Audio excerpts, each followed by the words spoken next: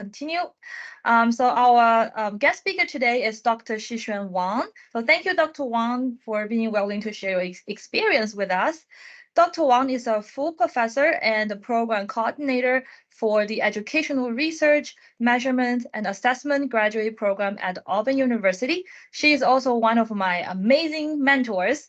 So I feel lucky to learn a lot from her during my career path, and I hope you will also find her presentation beneficial.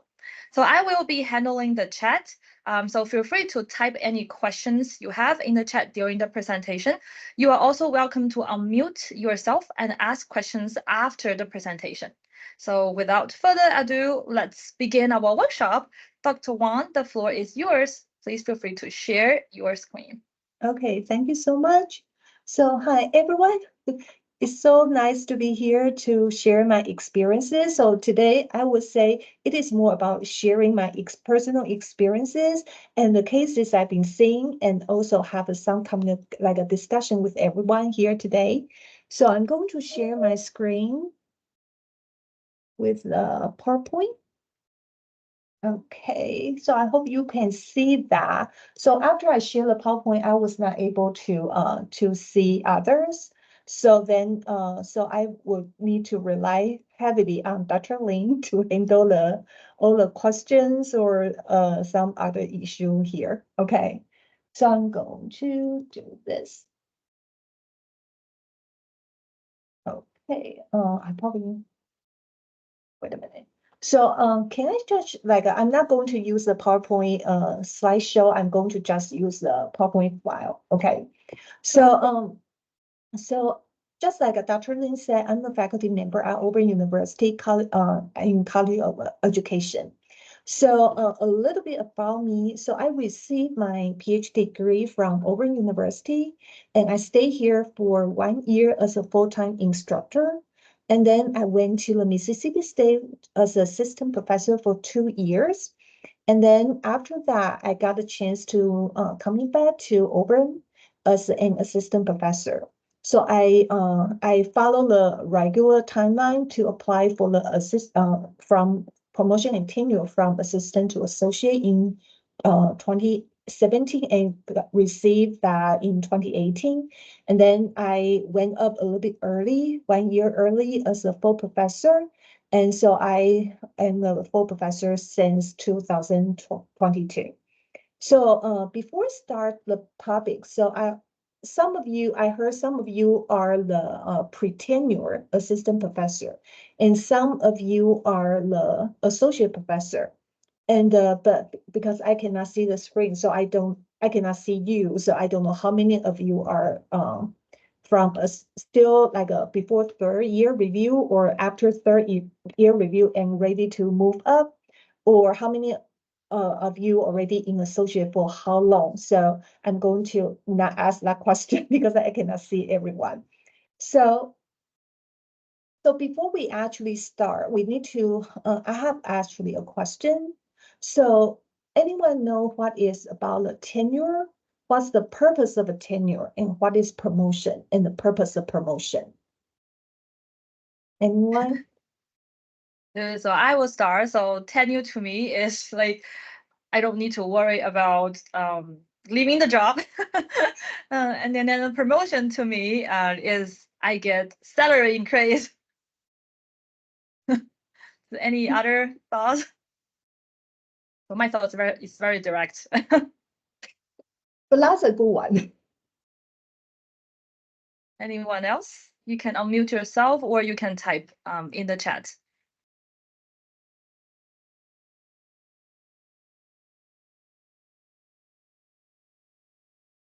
If no, maybe Dr. Wang can Okay. talk to us. So actually, the purpose of tenure is all about the academic freedom. So in other words, you won't get fired because you have some disagreement with your supervisor, like your department head, your dean, or the provost. So that gives you some type of job security because you won't say something different from them, or you don't hold other perspective and got fired because of that.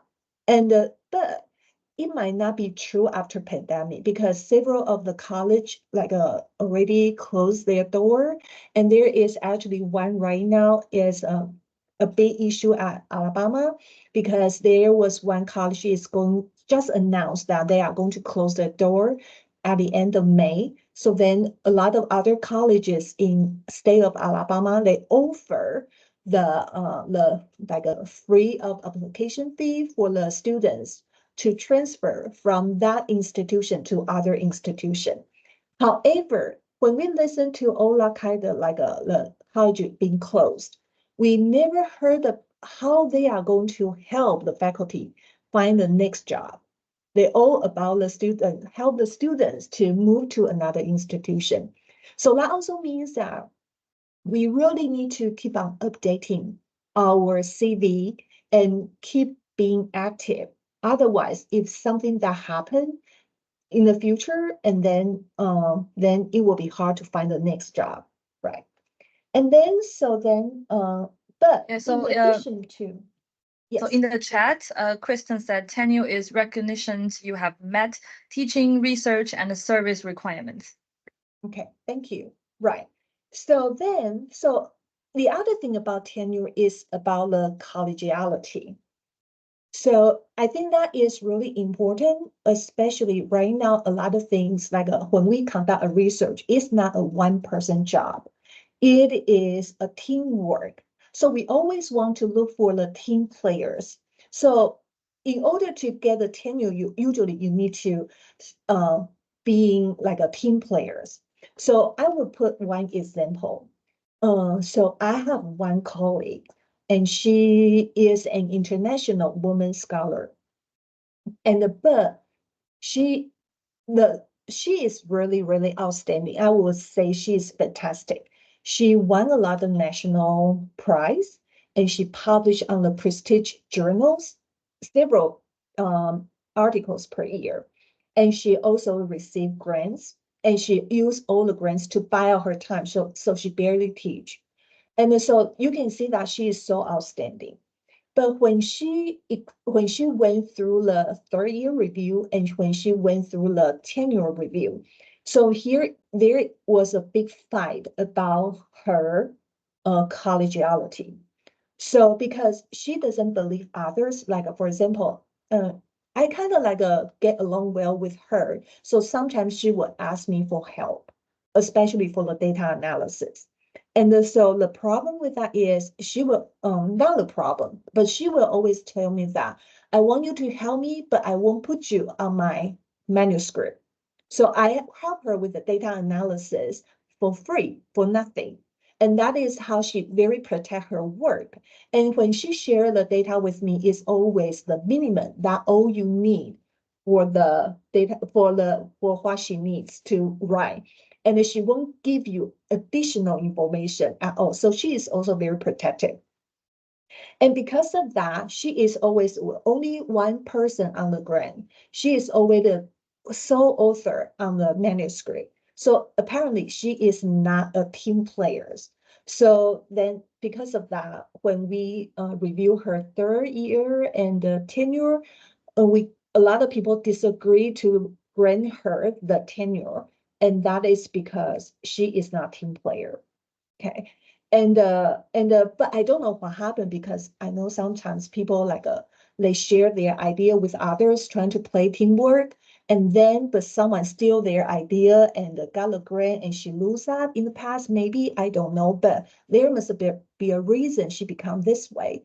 But that also that experience told me that being a team player is way important than being outstanding in some way. Right. And then so Christine talked about so getting the promotion, getting the tenure and promotion is kind of like a recognizing our scholarly contribution, and it is correct. So the tenure, the promotion is all about we are evaluated based on our scholarly contribution in teaching, research, outreach, and service. And we also are evaluated to see if you are on the correct pathway toward the national receive the national reputation. And that is one of the requirements to be a full professor, which means you need to have national reputation to receive the full professor in some institution, or more, especially R1. I know the ECU right now is an R1 institution, so there might be some like a change in the requirement to become to reach the tenure and promotion guideline. So before we move in all the challenges and the strategies I used while I was on the way moving up. So I would like to talk about the PNP standard timeline. And I know that people probably very aware of that. So we have the initial appointment, which you receive the offer later. And then we will move to the third year review. And then on the fifth or the sixth year, depends on your institution or your department requirement, we can apply for the PNP review to get a tenure and promotion from assistant to associate. And then there is no specific timeline, and some universities have like a 4 or 5 years, some don't, for you to stay as associate professor and then be able to apply for the associate to full. So based on this figure, and then you can see that there are a couple of things we need to be pay attention. So one is the annual review, and one is the third year review. Those are two key things that when we move up from assistant to associate. So what about those?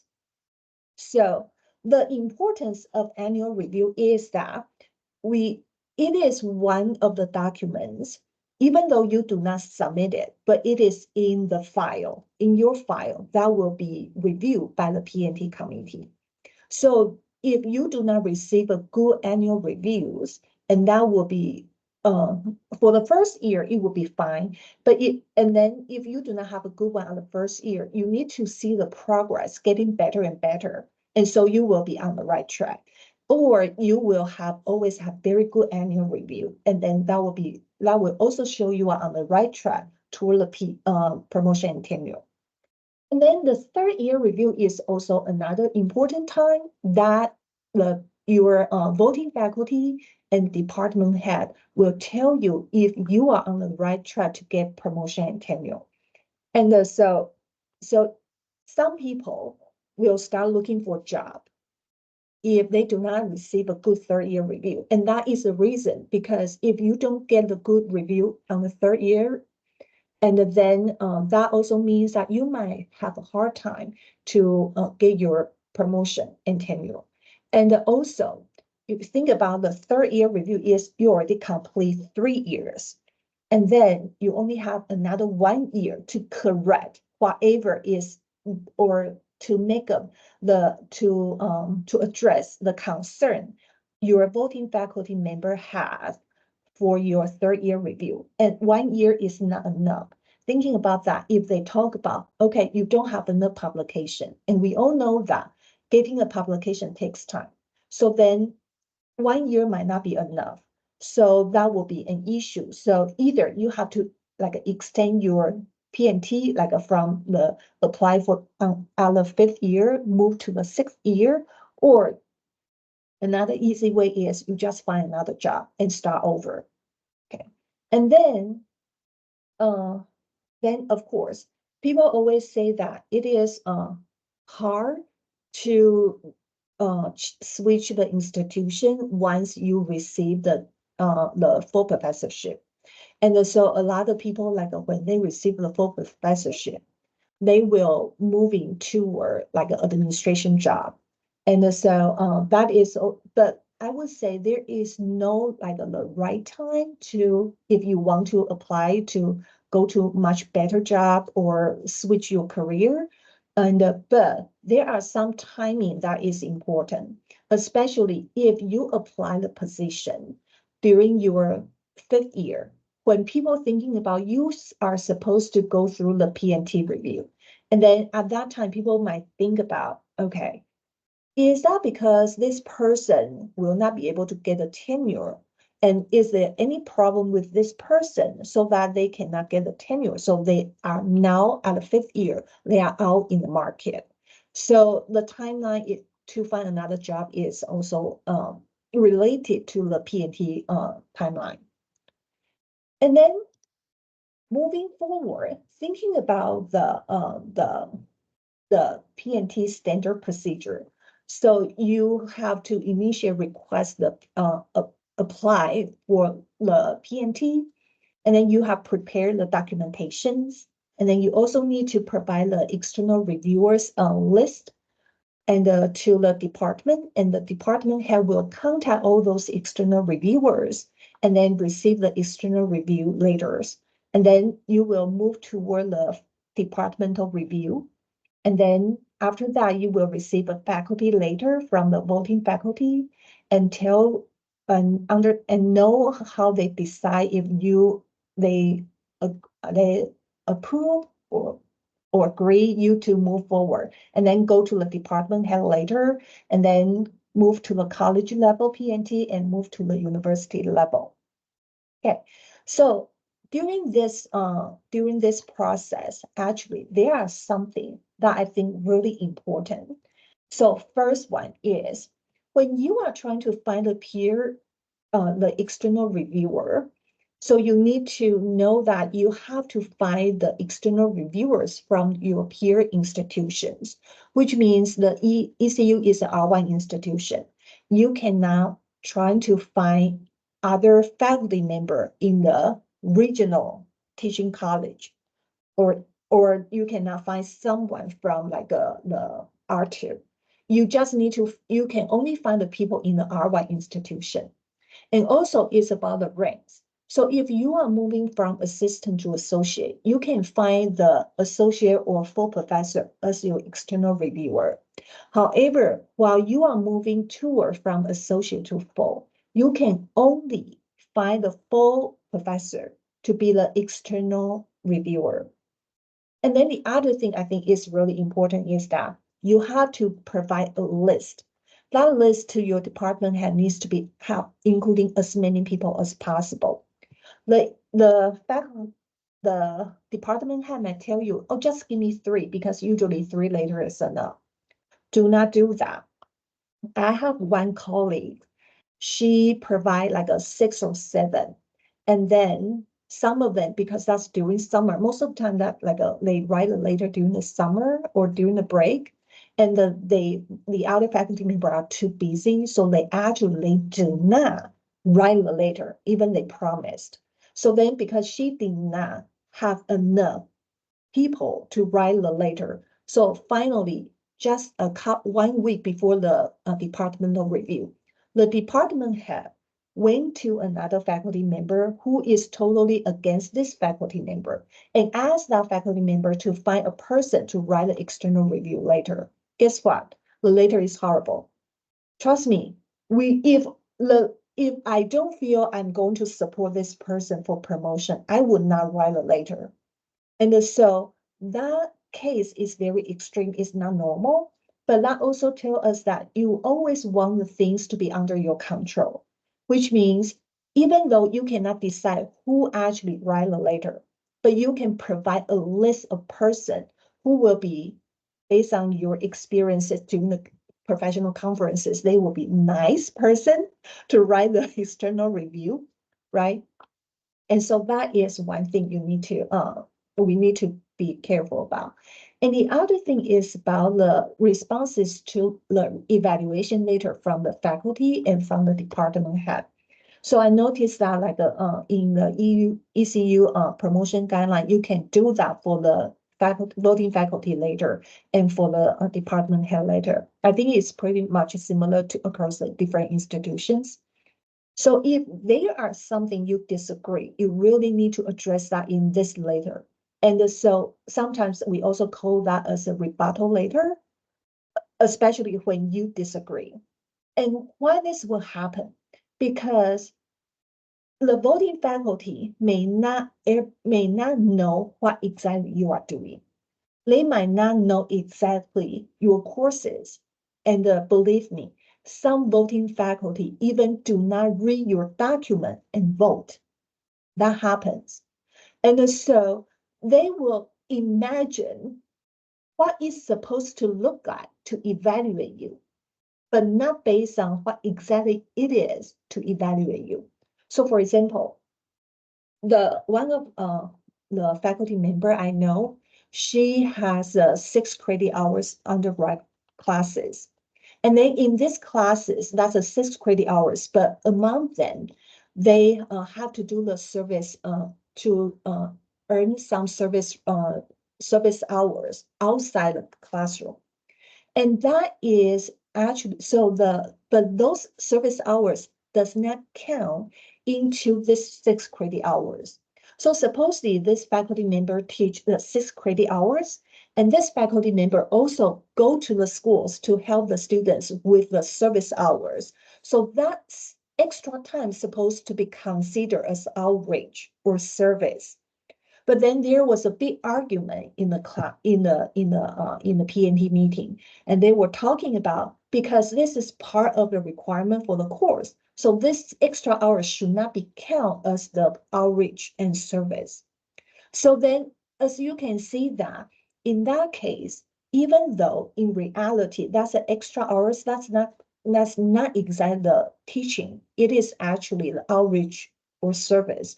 But because some faculty member has their own perspective, they do not try to understand the real situation, but they vote against the faculty because of that. So it is not fair for you if you receive that type of evaluation, right?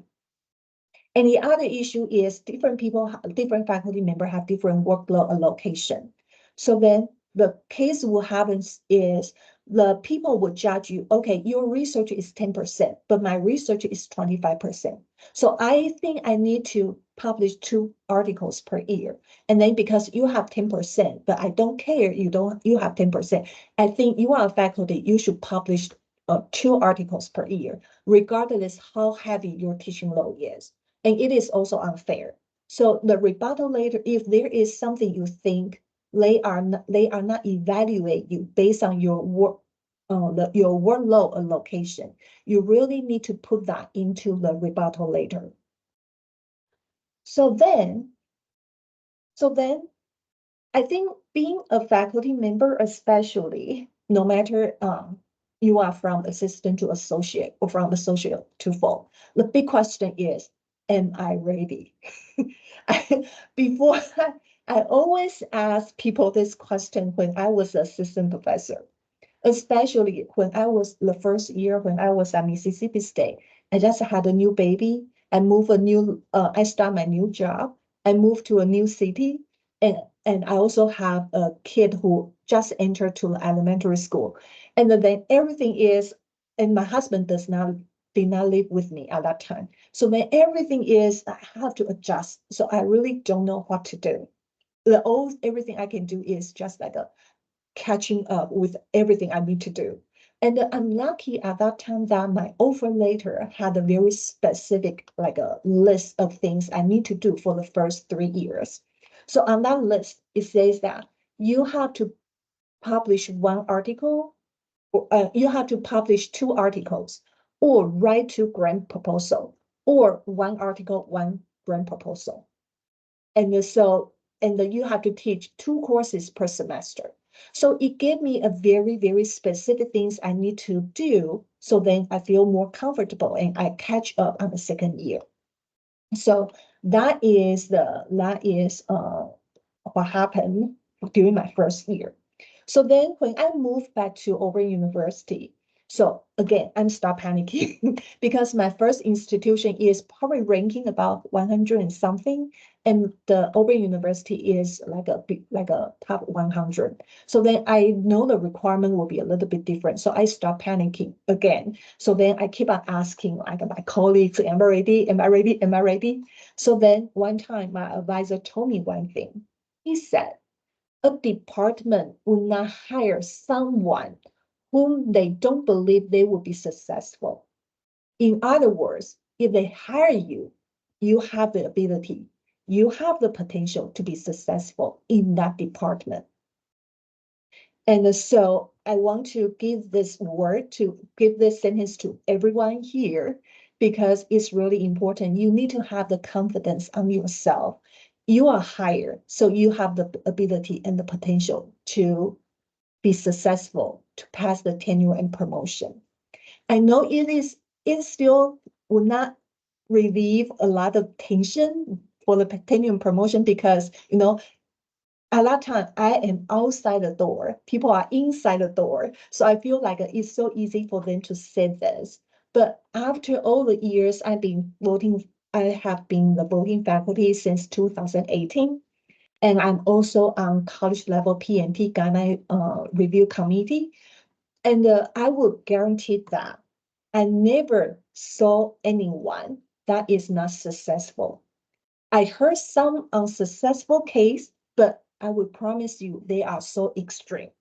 So for example, I heard one of the faculty member and she did not get that because collegiality issue. She did not get along with others very well. She always yell other people, yell at students, and she treat the students badly. And so in that case, nobody wants to give her the tenure, right? And I also heard one example is this person argued with a huge startup money, but then for the first 5 years, 0 publications with the more than $1 million startup money with 0 publications. So in that case, no wonder people do not want to give them tenure, right? So that is an extreme case. Most of them, they just pass their tenure promotion without any problem. Okay, so then back to our slide. How am I know if I'm ready? So first, review the university policy, review the college policy, and the departmental PMP policy. So here is what I did. After I review all the policies for my first year, I create a checklist. So here is the example of the checklist. So I put the year 1, what I need to do, and I check if I accomplish all those requirements. And then I put the academic year 2 as well. And the 3rd year, 4th year, until I move to the promotion and tenure. Okay. And then of course, at the beginning, like assistant level, sometimes it's a little bit harder because you just starting your network. You just start try to collaborate with others. So sometimes like publish 2 articles per year might be difficult. But once you are in this field, you have more collaboration, it gets more easier. So, and then the other thing I did is I always make sure that my my effort is match my workload allocation. So I don't know about like your workload allocation, and this is my workload allocation. So the 48% of teaching, 37% of research, and 10% outreach, and 5% service. So right now, currently, I have to teach 2 courses per semester with 4 courses per year. I am required to at least publish 2 articles or 2 book, like a combination per year. But I also pursue grant funding. And then for the outreach, and the minimum requirement is 2, and I also have some. And then service, I was on several like a university level committee and the college level committee, departmental committee. I also work as an ad hoc, just like everybody else, as an ad hoc reviewer for the journals, and I'm an editor as well. And also, so you have to think about your workload. And then the other thing I'm very lucky is I really have a good mentor. So I had during my assistant years, I always submit my CV to my mentor to review every year. And they will provide me with the recommendations and suggestions. And also, that's not just the formatting, but also like, okay, I think you need to do a little bit this, a little bit of that. And then at that time, like at Auburn University, they don't have that anymore, but they have a pathway from assistant to full for the female faculty. They have that program.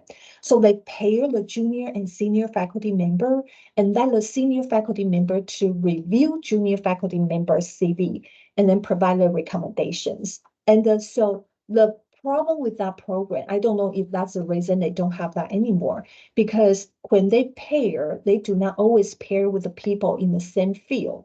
So that there is a discrepancy. Some of the recommendations is not that useful. But I would say find a mentor in your field, and that really could help you a lot. And then, of course, during your annual review, always check when you have the chance to discuss with your chair. Always talk about if you are on the right track, and ask your department head, when can you go up?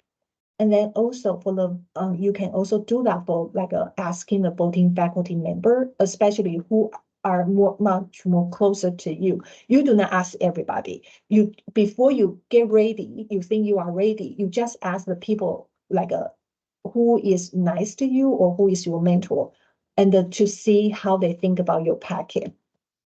So then moving toward teaching. So I would say teaching is probably like a big challenge, one of the big challenge for international faculty member. And so the first, we have accents, sometimes we got nervous because we don't know if especially at the beginning, we don't know if our communication skill is good enough, or if our students can totally understand us because of accent. And so I would say rehearsal is the key. Rehearsal and rehearsal and rehearsal. And I remember at the beginning when I start teaching, I would talk to my computer or talk to the mirrors, just trying to make sure that I go through everything. And also I will prepare the cheat sheet. Of course, I don't do that anymore because I teach those courses several times already. So if that's a new preparation, I would do that as well. But if that's the old courses, I don't do that anymore. But rehearsal is the key. And also, sometimes if you just teaching new courses, always seek out for help from your colleagues. Like get their syllabus, ask about the textbook they use and the homework they use.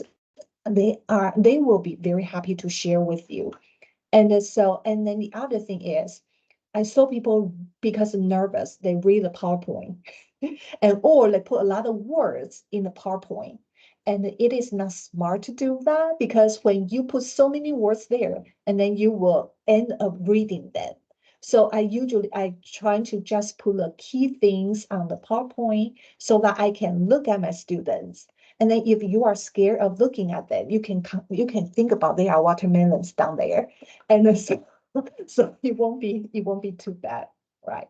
And of course, we need to get a peer and the good thing about one of the benefit thing to do is get a peer evaluation. The peer evaluation means that you have to invite your colleagues to join your class or watch your course recording, and then provide the feedback. And usually that's very helpful, and I very value about the peer evaluation. However, for the student evaluation, we all know that there are problems of that, and so but it is required. But I do have I would say this, during my assistant professor years, I would read the student evaluation right after I received them. But then I decided I'm not going to do that anymore, because I will feel so frustrated when I allow students to have flexible due date, and their complaint is this professor never give us a firm due date. And then when I give them the firm due date, and then the student will write, this professor did not give us the flexibility to turn in the homework. And I was like, wait a minute, what exactly do you want, right? It's so weird.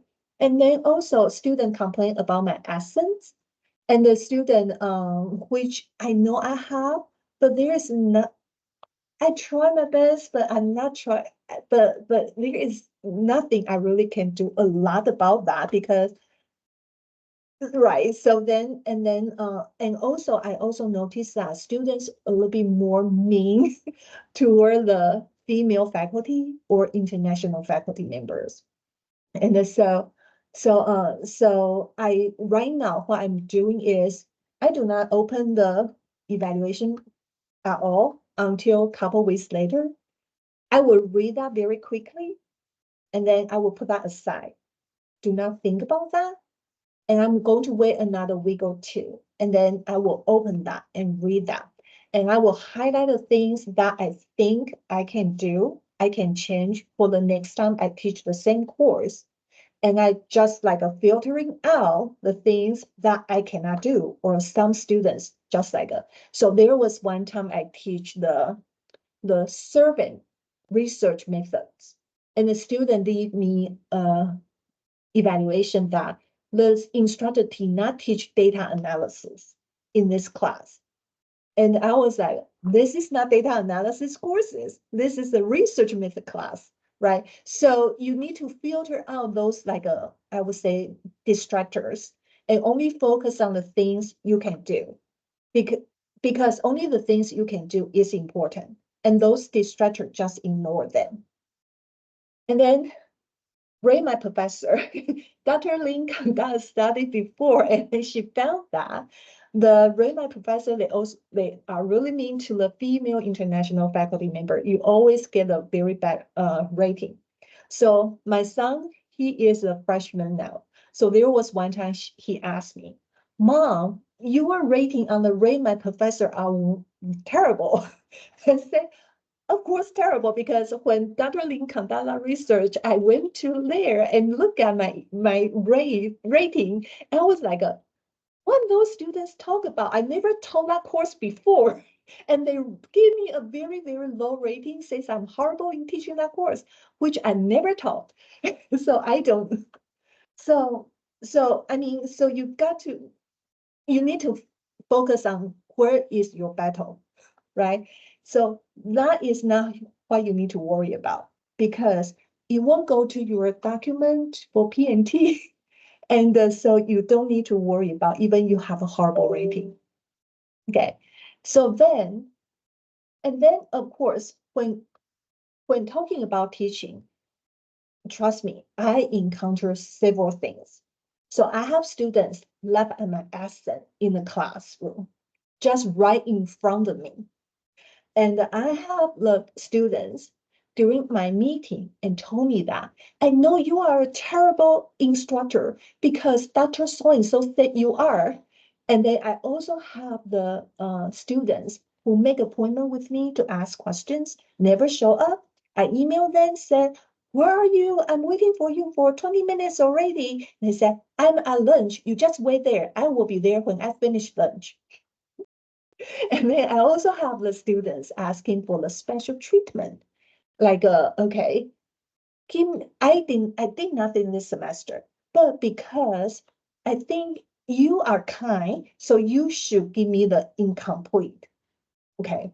So I would say don't make a scene at that time, because it won't help. So my personal philosophy toward this after all those years, I believe, life is short. I don't have time for this.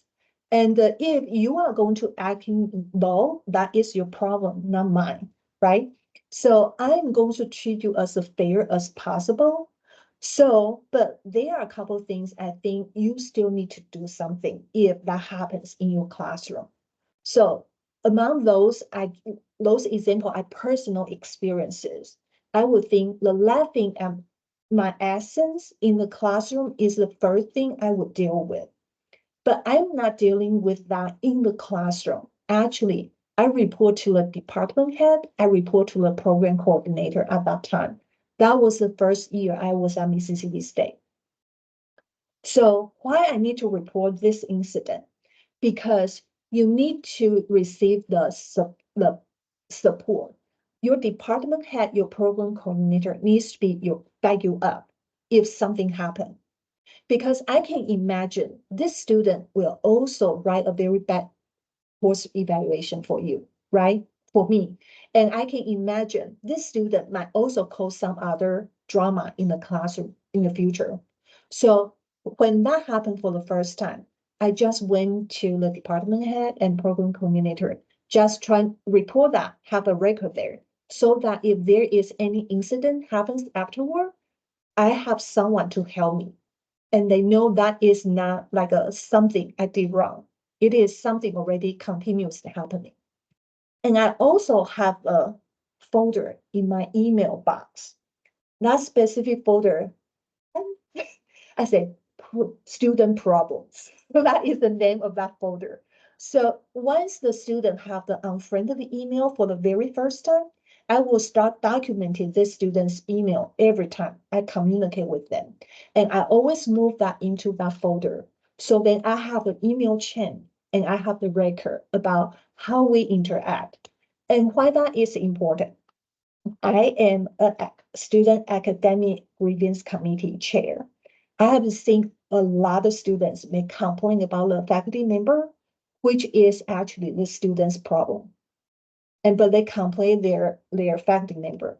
I had one time a student send a recording about complain about their faculty member have accent and they read the PowerPoint and they record a class to show that to demonstrate to prove that this instructor is horrible because they read the PowerPoint. And so then the email chain, the communication is really important because that can support, back you up if something happened. So for our others, I would not like make a big scene, but if that is if necessary, I will try to let my department head and my coordinator know. And for those students who like yell at me through the meeting or that kind of stuff, and I will not specifically mention the student's name, but I will say that incident to the program coordinator.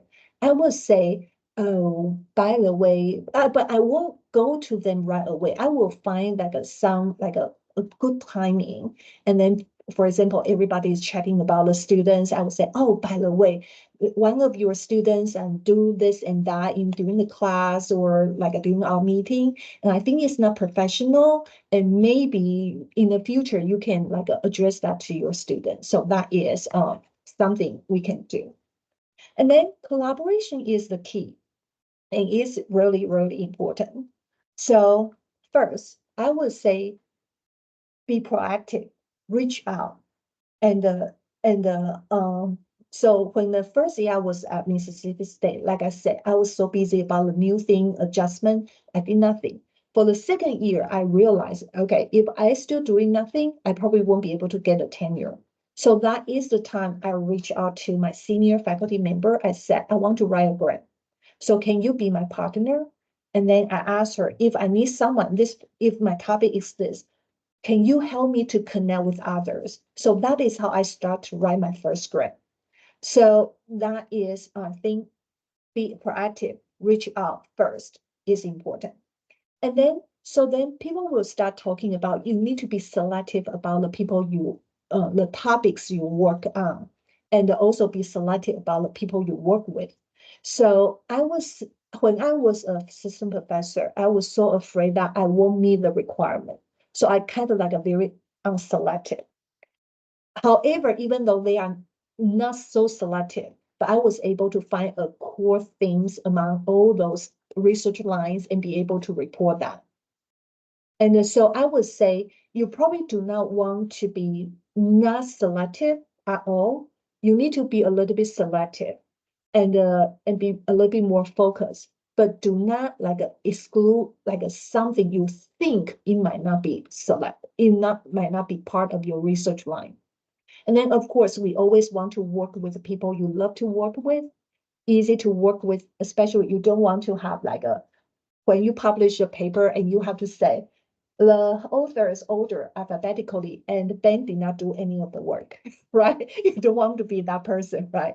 And you don't want to have the person in your team as well.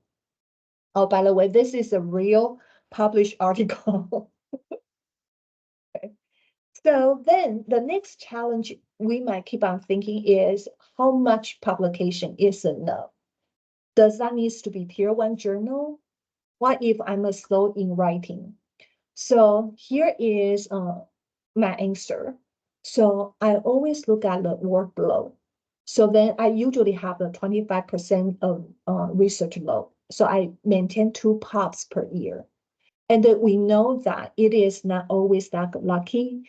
Sometimes you got 3, sometimes you only get 1. So I would say averagely 2 or 25%, but that is the requirement for my institution. But I don't know about the ECU. So you have to have this discussion with your senior faculty member and your department head.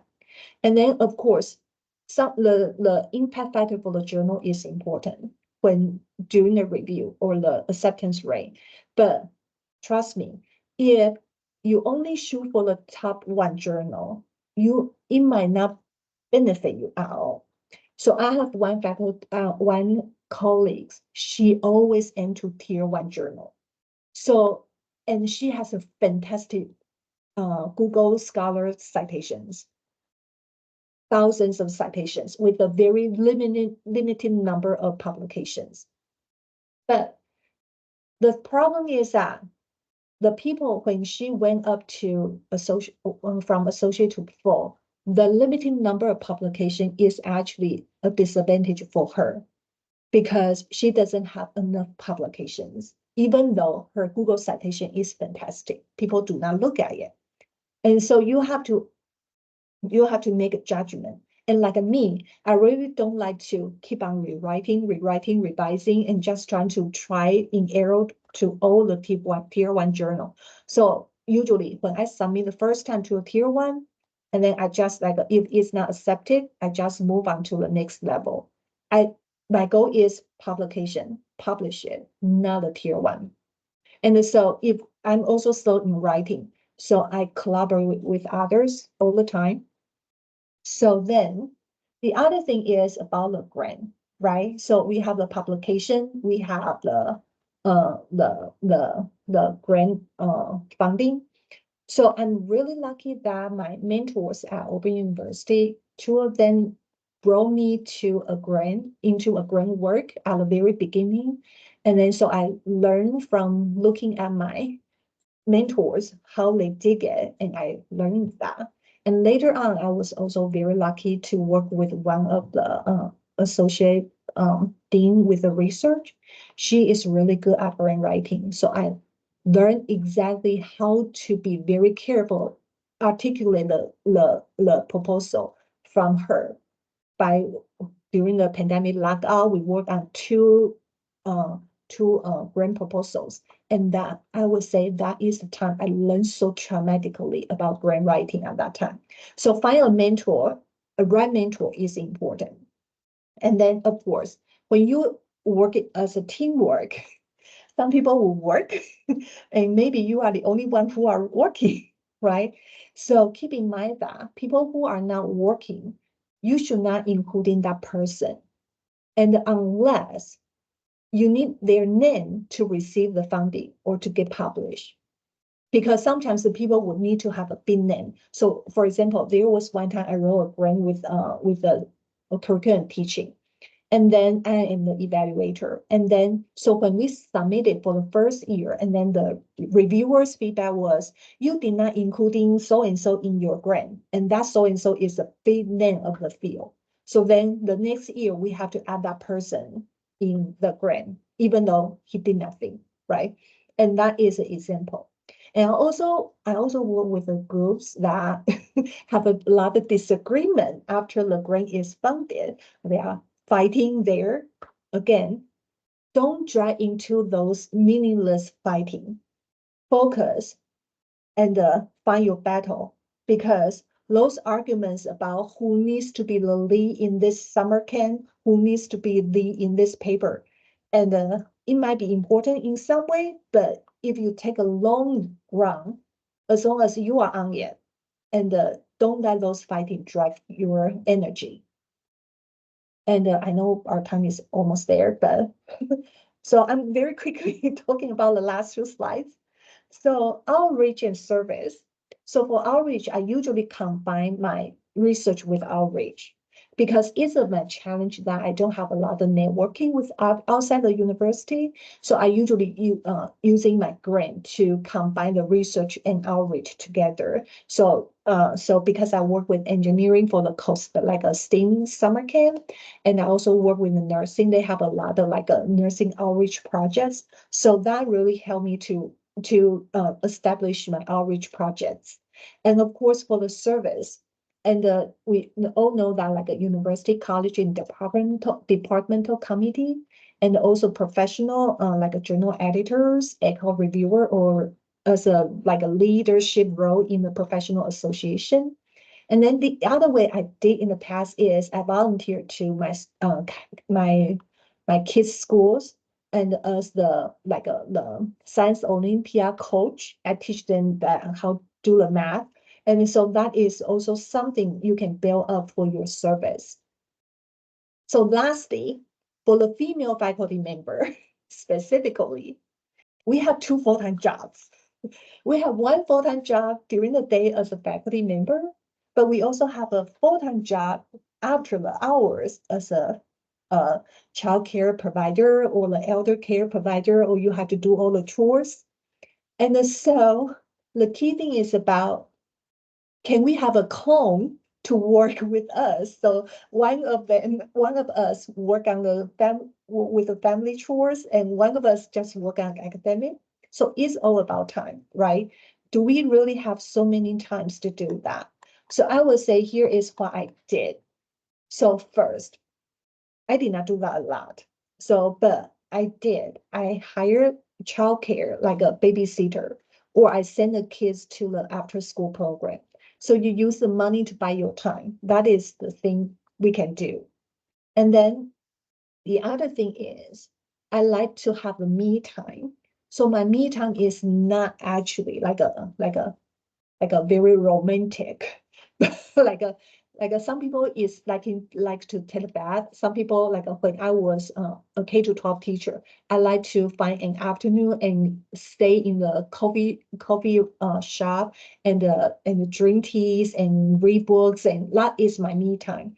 But right now, my me time is like during the midnight, nobody is awake, nobody bothers me, and then I can read something and enjoy something I like to do, or like playing piano, listen to music, and that is my me time. And so find your me time. We need that for sure. And then the other thing is really important for the international female faculty member is building a social support network. And this social support network, I would say your colleagues or your friends, even though they are probably not faculty member, and they are really important because our family are far away. They are not close. So the social support is something that can catch you when you need it. So then that will be all for my presentation. I'm sorry I took so long, so I'm going to stop sharing. Thank you so much, Dr. Wang. Thank you for sharing all those interesting cases. And then some of the like drama, and then also very interesting and then impressive. And then also thank you for sharing your strategies. And I think those are really helpful, especially the me time. I really love it. And then so just wondering if we have any questions from the audience. Hello, Ruby. Hi, Dr. Wang. I have a couple of questions actually.